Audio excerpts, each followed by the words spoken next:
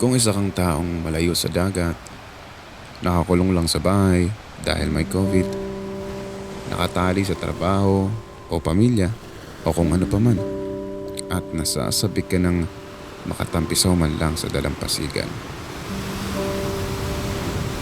Kawawa ka naman. Minalas nga lang tayo na hindi mapuksa-puksa ng Pilipinas tong COVID. Hayaan yung pasyal ko na lang kayo dito sa pinalad naming mapuntahan sa karatig bayan namin. Huwag kayong mag-alala, May 2021 pa ito. So, let's go! Balatan Beach, isa sa mga dagat dito sa Camarines Sur. Approximately 1 to 2 hours travel from my hometown, Iriga City. Depende siguro sa sakyan niyo. Maraming nagtayo ng resort kasi patok nga siya in the cities nearby. Pero I have heard rumors na gagawin na raw itong seaport. Oh no! By the way, worth it naman ba itong Balatan Beach ngayong 2021? Para sa akin, average. Why? Well, sa biyahe pa lang, as usual na ruta sa mga dagat, bangin, yan, zigzag-zigzag. Maganda naman yung views. Medyo mainit nga lang kapag umaga kayo nagbiyahe. Kailangan nyo ng medyo malakas na hatak ng sasakyan dito kasi kami nag-tricycle lang. Medyo hirap-hirap. Tapos pagpakyat na, medyo alanganin ka pa. Ang kagandahan naman, easy to find itong lugar na ito kasi sikat nga siya na lugar dito sa Camarines Sur, lalo na kung mag-outing kayo, isa sa mga kilalang dagat itong Balatan.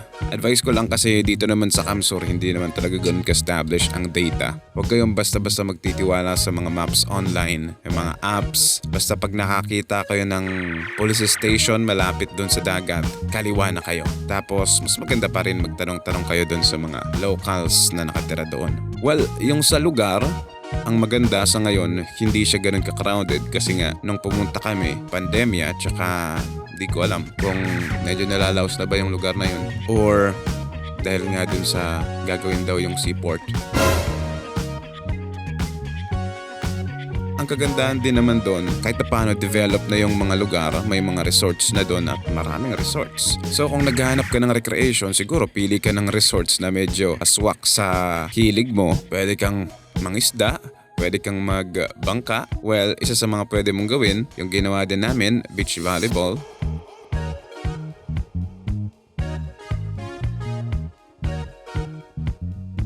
Well, regarding sa experience sa pag-swimming dito, yung buhangin, brown sand siya. Okay lang na magtakbo-takbo kayo dito dahil kahit paano pino naman. Yun nga lang, isa sa mga usual na mga problema sa dagat, yung basura.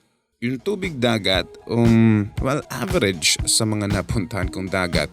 Yun nga lang, may part din na Makati kaya talagang pag medyo Makati sa nilalanguyan mo, medyo Makati dito. tara lipat tayo doon sa ibang part. Pag medyo Makati na doon sa nilalanguyan mo, ibig sabihin maraming mga organisms. So, we have to move.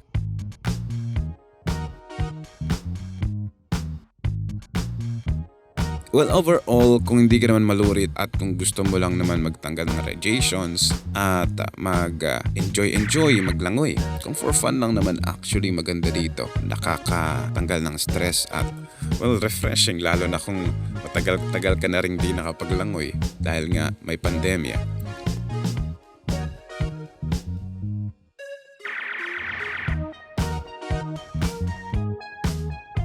Well, quick shoutout sa mga nanonood dito sa maliit kong channel. Kay John Aris, my elder brother's friend, Boxing Ball Nation. God bless. And I want to say my congratulations to Dr. Caf Lopez. At sana'y pagpalain ka sa iyong career. Well, that's all for now. And what do you think of this channel? Comments down below. You can like this video if you like it. And subscribe to my channel. It's just free. Okay? That's a vlog.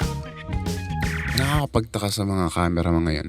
Kahit maitim talaga ako, kahit anong gawin ko dito, pumuputi pa rin. Ayan, ano ba ang turagong kulay?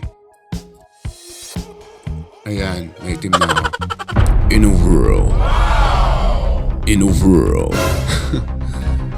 Mr. Suave, big good tayo, grabe.